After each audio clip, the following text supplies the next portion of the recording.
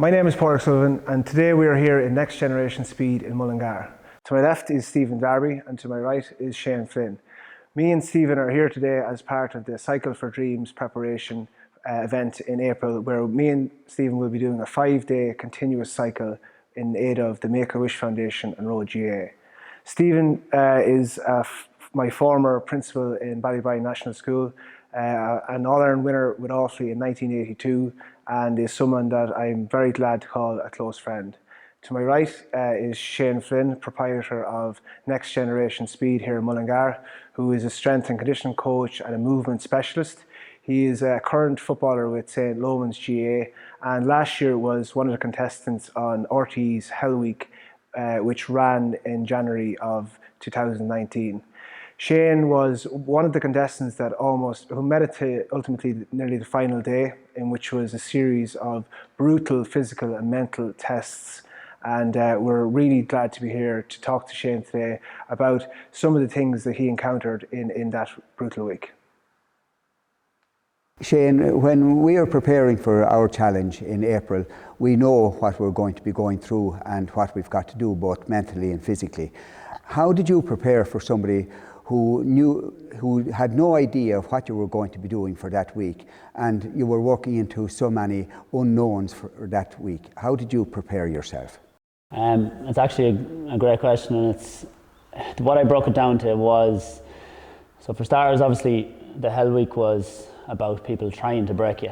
Okay, so there was no fun element to it whatsoever. That's the first thing you can switch your mindset to. So the cycle is obviously to be fun. It's great to have the ability to be able to do it. So that's the way you have to look at the positive side of it. In regards getting ready for something like that, to be honest with you, I probably done about 8 sessions that were very, very specific, and they all came from a different way of training. So for example, even though you're going and cycling, it's not necessarily about the cycling event. Obviously you're going to be cycling, but it's the mental side of it that I believe I've narrowed it down to a proper process and what's going to happen. So whether it was cold, whether it was up in a mountain, whether it was anything, you were going to go through a phase of extreme lows, and that's a guarantee. So it's not a thing like, oh, I'll be well able for this. It's when I break, what am I going to do? So the process I found was, for example, I would have done sessions in the mountains where I set myself targets of, say, I wasn't leaving that mountain till I had 2,500 calories burnt or something. That might be a specific goal. Other days I would have said I was going up and I wasn't bringing water, I wasn't bringing food, I wasn't doing anything like that. So I was creating these environments that possibly will happen. So I was slowly training myself on that level, but I really believe what you have to focus on is waiting until the head breaks. So if you're training for it, it's no good going out and saying, you know, we done 100k, and you're like, how did you feel though? And you're like, yeah, no, it's handy, because that is not going to prepare you for what's going to come. So you're going to hit a stage that, and to be honest with you, the mad thing is, in an event like that, you could hit I know you're doing 6 hours on, 6 hours off, but I mean, you could get 2 days where you just can't get your head to shake. You just can't seem to shake that horrible feeling of, why am I doing this? All these doubts will come into the head. So you have to focus on that aspect. Now, I've done it with people and I've broke them inside 10 minutes. It doesn't take a long event to do it, but the great thing about a long event is you get a chance to absorb that process a bit slower. So for example, you know, you set off, you're like, right, I have 100k to go, and I broke it down to the smallest thing of, unless you keep turning the legs, you're never ever going to get there, in your case. Unless we didn't keep taking those steps, we were never going to get up that 21k hike on a mountain. And that's the smallest process you got to break it down to, first of all. Shane, I know you've done some cycles before yourself. I saw it in your Instagram, you've been doing that sort of training for a period.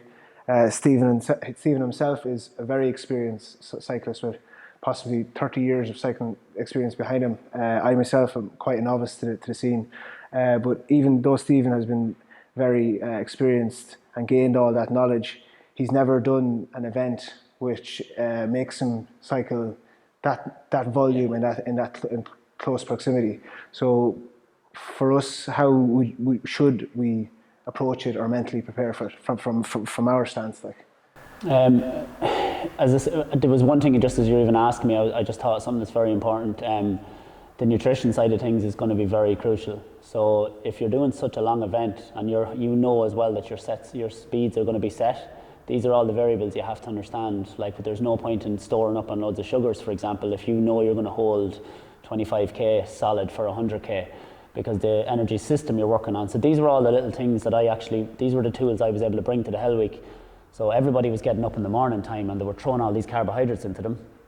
And then they were crashing within 2.5 hours, like they were getting these massive sugar crashes. And in all of my training for it, and this is something I would advise, is learn how to train on an empty stomach as well. So I wouldn't get too comfortable in going out and having all this energy all the time as well. So train on an empty stomach, but when you are, just as a trial, but for the thing, it's all going to be about fuel. But your actual main source of fuel for this event is going to be fats as well. So would you recommend that we earmark a couple of training days where we train with no food? Yeah, just get up first thing or whatever, do the 6 hours on no fuel, and see how you go.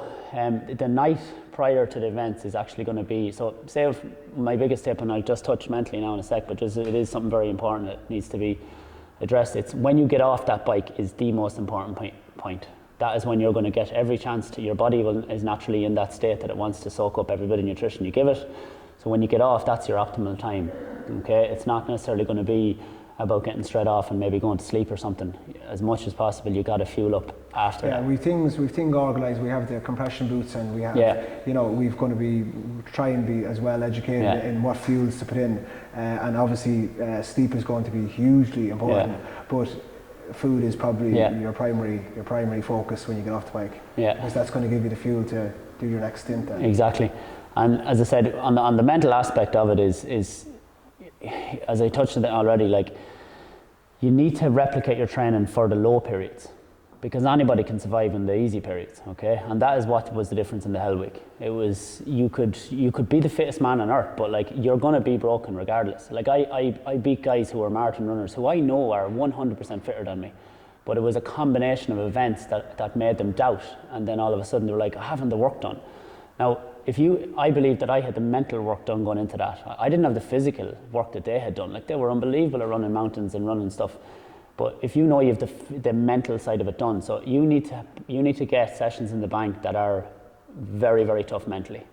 They mightn't match up to the 6 hours, but they have to match up to the process. So as I said, in one 6-hour event, you could hit a 40-minute stint and you're like, how am I going to come out of this? The pace will drop all of a sudden, and I've never, ever met anybody, if they can get through that phase, when they come out the far side, it's absolutely unbelievable. It's like somebody just handed you an oxygen tank. It's like you've just been given drugs, and it's like this unbelievable lift. And all it is constantly is the voices in your head. That's all it ever is. So for us then, you would say that do something away from the norm, like test yourself in a different manner. Yeah, even tackle that hill. Like, I mean, I know there's hills, you've probably cycled them, you know, the cut, these types of things, that it's a steady thing, something that's so consistent that you're like, you know, when you start at the bottom, it's going to be a minimum of 20 minutes before you get there, you know. And it's that relentless 20 minutes. And I remember the first time my first bike session ever was I cycled the cut. A guy brought me over and he said, let's just race to the top and see how you get on. And I'll never forget it, looking at the clock, and from the minute we started, I was going. And I always personally suffer early on, and then it's just boom, I come out of this and I'm away with it. But I just never forget, it was like exactly 16 minutes, and it was like somebody just flicked a switch, and all the pains went away in the legs, the voices in the head went, and it was just power on from there forward. So obviously you're going to need to get the miles in the legs, but you obviously have that, do you get me?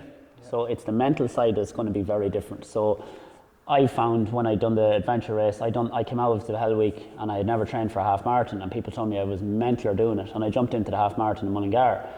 But I looked at it as, it's a nice day out, I'm running it with my friends, I've just came through 7 days of absolute abuse with no sleep. Like, I couldn't pick out one dangerous thing about the Mullingar half marathon. Like, it was like, it's when you can compare it to something. Yeah. So that's the biggest thing. You always try replicate sessions that when you're on that bike, you're going, oh Jesus, do you remember that one session we did? Like, I remember I even came in here and I set a goal that I was going to burn 1,000 calories in 50 minutes on the stepper. And it was so monotonous and boring that it was like, that was tougher mentally. Like, it's easy to get out and cycle through lovely scenery and different things like this, and you're moving and it's a different view all the time. When something becomes mundane. Yeah, that is where I found, that's what I did. I used to set these sessions that I knew were going to be so boring, but yet frustrating. But you commit to it. Yeah. And once you say, I'm doing this, so as I said, even if you find something that's maybe that you're not used to as well, challenge yourself mentally. Like, you know you're going to have it in the legs, okay? You know you haven't done it before, so which is what the scary part is, it's the unknown.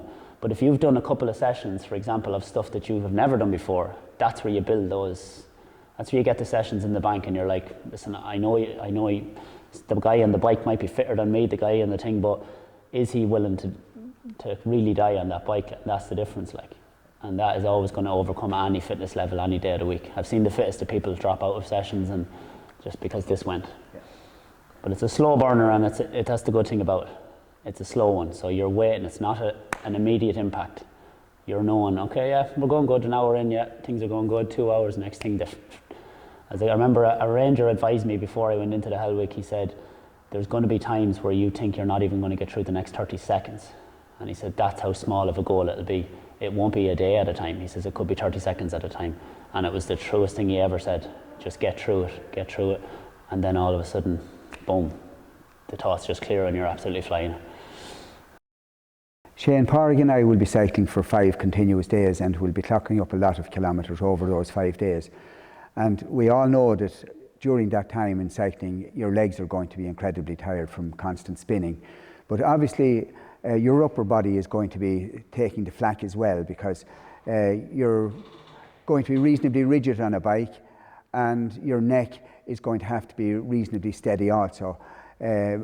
What exercises can one do to make sure that they are kept supple as well? So that's where, when you mentioned the start about being a movement specialist, these are the things, when I hear a movement like that, all I'm thinking is what's short and tight, weak and so on. So the flexors of the neck especially are what's contracted all the time, okay, and they become then in this position. So we have to basically, when we come off a bike, we have to do the complete opposite movements. So definitely from a neck and a thoracic mobility ability, which is our ability to be able to perform these movements here. There's very, very small things you can do that's very important. So you're trying to combat against basically the same idea as somebody sitting at a desk all day. So if you had your back up against the wall, you're trying to get all points from, say, the hip to the head to be able to touch the wall. So basically what you're doing is you're actually contracting as far back and as hard back as possible. Now you have to hold these movements for about, like studies show, 50 to 60 seconds for any movement to become a new pattern and so on for the brain. If we can create contraction with these, then it's even better. So some of the little resistance bands, for example, if you had them across on your wrists and all of a sudden you were externally pulling everything back, you're going into extension, and then you're holding these sort of positions. So you can see even when I do that, the neck wants to go forward. So it's when you're doing all of these movements up against a wall, you're completely deloading the front of the neck, the flexors in the pec as well, because everything is contracted in that position. So it's a heavy flexor position that we need to basically do the extensor muscles then. And that will take a massive load off. Neck pain, especially burning pain in the traps and the upper shoulders and all that type of stuff. So I can definitely, as I said, I can show you them in more detail and little things, but yeah, there's a huge amount that you can do that's going to combat the actual seated position all the time. And it would be no harm, as I said, because it's not, you're not on a major race against time as well. Like, it really will be no harm to actually change your movement every so often as well. You know, it's different. You don't have to be in that racing position. So it would be very, very, like every 5 minutes, just coming up for a couple of seconds. Make sure you get some form of movement, especially in the shoulder area and the thoracic area, and then you're back into your movements. It would make a huge difference just from that static hold all the time. Shane, we have been progressively stepping up our training from me, which was as novice as I can go, from a first cycle of 52 kilometres right up to 100 plus at the moment. And in the next couple of weeks we're going to be doing back-to-back sessions, so we'll go out for 4 hours, come home, get a couple of hours rest and go out again for 4 hours, to the point where we lead up to maybe 70 or 80% of what we're actually going to be doing on the date. What are the changes that are going to happen to our body when we put that shock level to our systems there?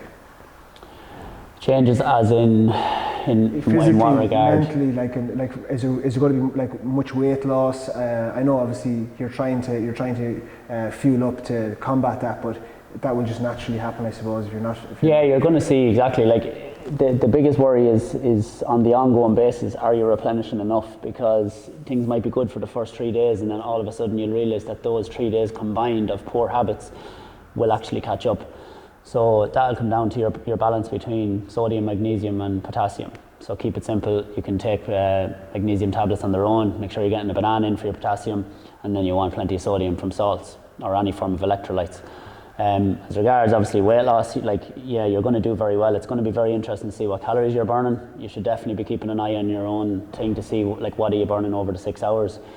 I'd imagine you're going to be up and around, you're going to be touching 2,500 to 3,000 definitely. I calculated on Friday, I was up 2,800. Yeah, so you really need to be fueling the post. Straight after that, we got to get as close to 2,800 back in.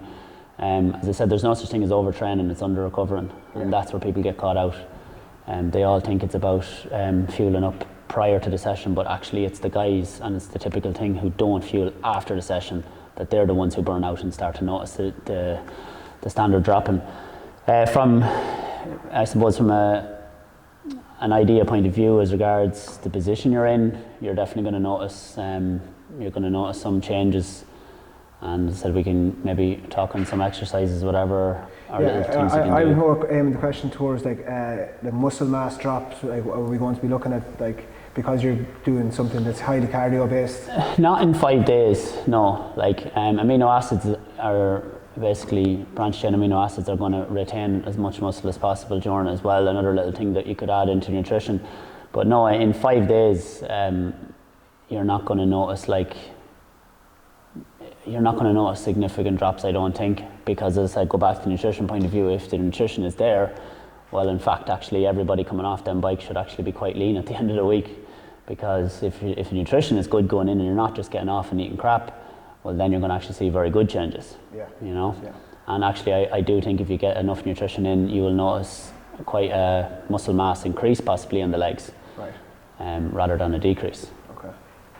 We've come to a close on today's proceedings, which was brilliantly laid out by Shane. A huge thank you for coming along and giving us all that vital information and tips and hints. Also a huge thank you to the two members of the Defence Forces audiovisual team, Keith Harrison and Paul Keeley, who gave their time to help record this for us today. Me and Stephen are going to be doing some other key events over the course of the next couple of weeks, and we'll be in touch then. Thank you very much for watching.